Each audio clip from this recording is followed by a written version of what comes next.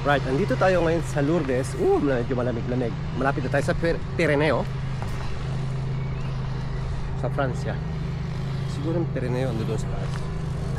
Bueno, isang oras tayo sa Pireneo, isang oras kalahati.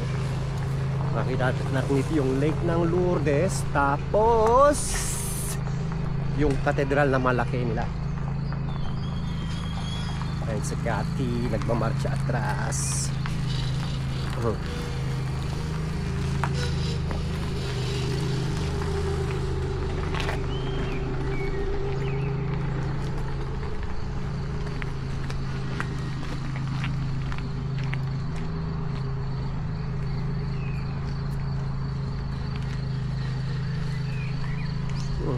Ay, galing, may bahay doon na ano, parang yung mga nakikita natin sa lugar natin.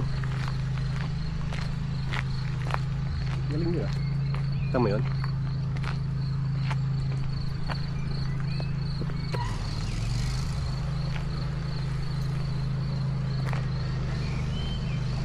Shit, ano kaya meron ito sa medyo malamig, kailangan natin mag-jacket.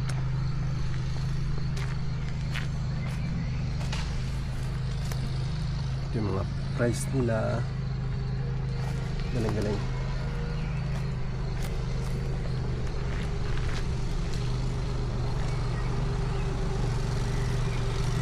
Ay, may bus din pababa.